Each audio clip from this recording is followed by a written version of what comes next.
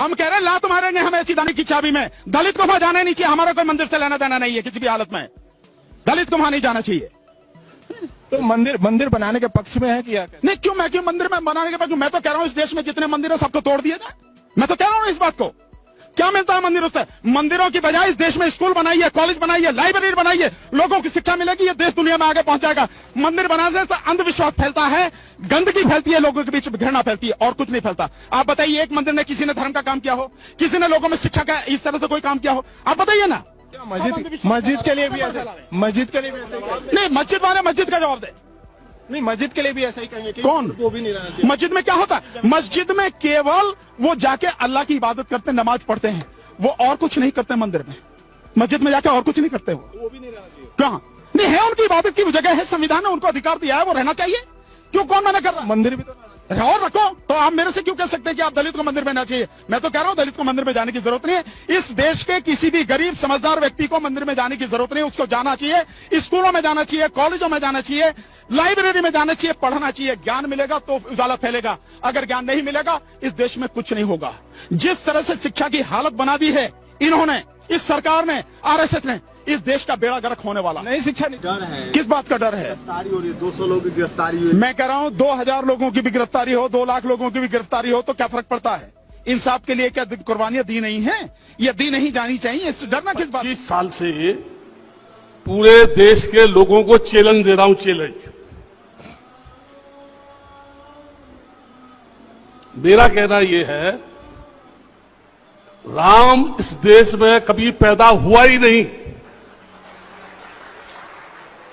कोई भी देश का इतिहासकार, विश्व हिंदू परिषद हो, आरएसएस के भागवत हो, भागवत के और पिताजी हो, या कोई मनीषी हो, दार्शनिक हो, इतिहासकार हो, संत हो, साधु हो, शंकराचार्य हो, कोई भी ये सिद्ध करे कि राम यहां पैदा हुआ। मैं कहता हूं राम कभी यहां पैदा हुआ ही नहीं। ये जबरदस्ती ये कह रहे हैं कि राम यहां पैदा हुआ। चाहिए। घर में माँ बाप बड़े हैं, उनको कोई पूछता नहीं है। उन्हीं को राम मानो ना, उन्हीं को सीता मानो ना। किसको सब फुर्सत है बताइए? राम में एक हवा बह रही है कि आप संभवतः विधानसभा का चुनाव लड़ सकते हैं। अरे नहीं, विधानसभा लोग दुनिया बोलने दीजिए, मुझे चुनाव से मतलब नहीं। मैं चाहता हूँ कि पब्लिक जागरूक हो जाए, पब्लिक जाग जाए। खेसारी को चुनाव लड़ने और नहीं लड़ने से मेरा रोजी रोटी ऐसा नहीं कि बंद हो जाने वाला। राम मंदिर से क्या होगा साहब? तो हमारे जब धंधे खत्म हो गए हैं, जब हमारे खेत खाली हो, हम खेती हमारी खत्म हो गई है, जब हमारे गांव खाली हो रहे हैं, तो ये मुद्दे है ना। धर्म के लिए थोड़ी बैठी है सरकार। जगह जगह लिंचिंग हो रहा है। सुएज में कितने मौतें हो रही हैं? सुएज में इस देश का नागरिक गटर में दूसरे के 5 एकड़ बोल रही है, किस आधार पर बोल रही है? तो ये कहाँ न्याय है? तो हमको तो लगता है कि सरकारी दबाव में आकर ये फैसला हुआ है। रिपोर्ट देखेंगे। फैसले से खुश है या नहीं है? हाँ? फैसले से खुश है या नहीं है?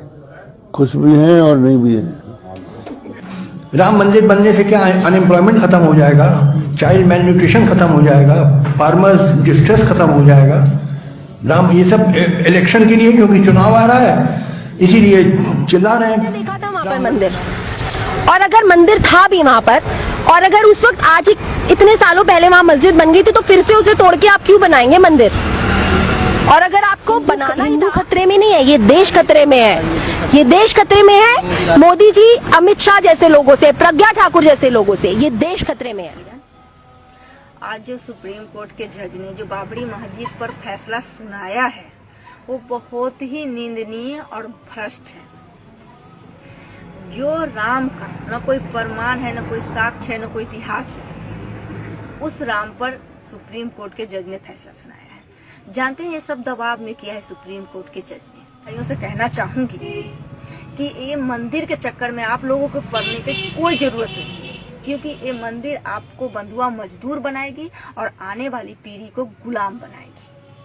और मुस्लिम भाइयों, आप लोग कान खोल करके सुन लीजिए, आज बाबरी मस्जिद की बारी है और अगला आगरा के ताजमहल की बारी होगी। ये लिख करके रख लीजिए आप लोग, क्योंकि यहाँ पे एक ही जाति विशेष का कब्जा है हिंदुस्तान। ये 2 लोग कौन हैं? जिन्होंने 92 में ढांचा तोड़ा था, बाबरी मस्जिद तोड़ी थी और 1949 की रात चोरी छुपे वहां पर मूर्ति रखकर आए थे। तो अदालत ने कहा कि ये दो काम इलीगल हैं। तो इससे जुड़े जो भी लोग हैं उनको इस फैसले से बाहर किया है और कहा है कि ये अपराधी की कतार में हैं। जो देखो जहां मंदिर खड़ा कर देता है। कभी सोचा आपने किसको बुला रहे हो आप? हैं? कभी विचार किया? कभी दिमाग लगाया कि मैंने मंदिर बना दिया? ध्यान रखना कि अब जोश तो आ गया। भगवान है ही नहीं, चैलेंज देता हूं। मेरा चैलेंज है भारत के सभी साधु संन्यासियों को, कोई ऐसा है जो ईश्वर का साक्षात दर्शन कराए? क्या कोई ऐसा आदमी है जो भगवान से सीधा दर्शन करा दे? आप ये कहें कि इस देश के अंदर भव्य राम मंदिर बनना चाहिए। अरे बनाओ, कौन मना कर रहा है तुमसे जो है, लेकिन याद रखो कल्पना की धरा के ऊपर महल खड़े नहीं होते हैं, बालू के ढेर पर बिल्डिंग खड़ी नहीं होती है, शीशे के मकान में रहने वाले दूसरों पर पत्थर नहीं फेंकती है। अगर जितने भी मान लीजिए ईश्वर के मानने वाले लोग हैं, आस्थावान लोग हैं, तो मंदिरों में से मुकुट चोरी क्यों हो जाते हैं, जेवर चोरी क्यों हो जाते हैं, खजाने क्यों चोरी हो जाते हैं? क्या वो पुजारी जो बैठा हुआ है वो भगवान को नहीं मानता है? अगर कोई मुझसे पूछे तो मैं ये कहूंगा, जो ईश्वर विश्वास करने वाला है सही माने में वो ईश्वरवाद की दुहाई दे रहा है, लेकिन पक्का नास्तिक है, क्योंकि वो जानता है भगवान है ही नहीं, इसलिए वो सारी बदमाशी